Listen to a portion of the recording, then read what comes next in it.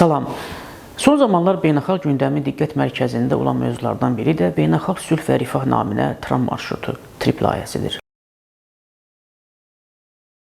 Ermənistan ərazisindən keçməsi nəzərdə tutulan və Zəngəzur dəhlizinin bir hissəsini əhatə edən bu təşəbbüsə maraq sürətlə artır. Artıq Rusiya Federasiyası da layihəyə qoşulmaq niyyətini açıqlayıb. Bəs Moskvanın bu addımı regionda gedən geosiyasi proseslər, Azərbaycan-Ermənistan sülh gündəliyi və Cənubi Qafqazda yeni nəqliyyat marşrutlarının formalaşması baxımından hansı mənanı daşıyır? Bu təşəbbüsün arxasında hansı siyasi və iqtisadi hesablamalar dayanır?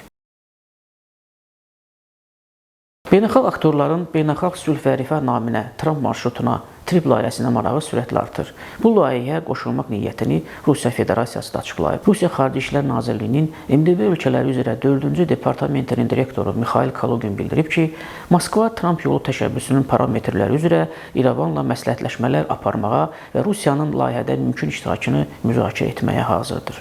Açığı, Moskvanın bu təşəbbüsü ilk baxışda müəyyən qədər gözlənilməzdir.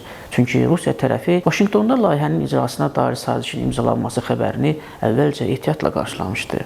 Lakin görünür, məsələni dəyərləndikdən sonra Kreml layihədə iştirakın vacibli qənaətinə gəlib. Mütəxəssislərin fikrincə, bu qərar bir neçə amillə bağlıdır. Birincisi, Rusiya bu yolla Ermənistanda itirdiyi mövqeləri bərpa etməyə çalışır və Cənubi Qafqazda ambisiyalarından imtina etmək niyyətində olmadığını göstərir.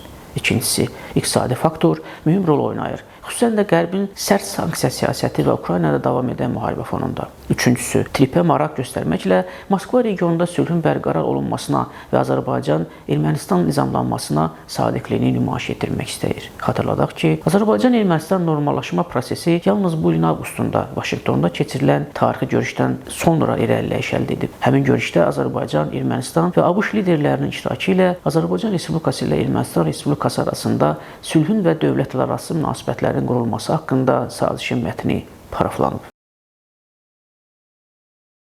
Mikhail Kaluginin son açıqlamasında diqqət çəkən bir məqam da var. O, İrəvan və Vaşinqtonun Rusiya ilə məsləhətləşmələr aparmadan keçinə bilməyəcəyini deyərək Tramp yolunun əsasən Rusiya sərhədçilərinin məhsuliyyət zonasından keçəcəyini qeyd edib və Ermənistanın Avrasiya İttifaqı üzvü olduğunu xatırladıb. Lakin ekspertlər bu argumenti inandırıcı saymırlar. Məlumdur ki, 1992-ci ildən Svartnots hava limanında fəaliyyət göstərən Rusiya Federal Təhlükəsizlik Xidmətinin sərhədçiləri 2024-cü ilin iyulunda İrəvanın tələbi ilə oradan çıxarılıb. Hazırda Rusiya sərhədçiləri Ermənistan-Türkiyə və Ermənistan-İran sərhədlərində yerləşdirilib. Lakin 2025-ci ildən etibarən Ermənistan-Türkiyə sərhədindəki keçid məntəqələri artıq Ermənistanın sərhəd qüvvələrinin nəzarətinə verilib. Ermənistanın qərbə doğru ardıcıl yaxınlaşması fonunda Moskva üçün gələcəkdə qalan Rusiya sərhədçilərinin də çıxarılmayacağına zəmanət yoxdur. Bundan əlavə, Ermənistan rəsmilərinin Rusiyanın TRIP ilə bağlı təklifinə reaksiyası da nikbin deyil. Milli Assambleyanın vitse-spikeri Ruben Rubinyan bildirib ki, Rusiya ilə layihədə iştirakla bağlı heç bir müzakirə aparılmır. Parlamentin Xarici Əlaqələr Komissiyasının sədri Sarkis Xandanyan isə vurğulayıb ki, TRIP ikitərəfli layihədir və danışıqlar Ermənistanla ABŞ arasında gedir. Üçüncü tərəflərin cəlbi məsələsi sonradan müzakirə oluna bilər. Beləliklə, göründüyü kimi, TRIP layihəsi ətrafında yaranan yeni maraq dalğası regionda gedən proseslərin nə qədər dinamik olduğunu bir daha göstərir.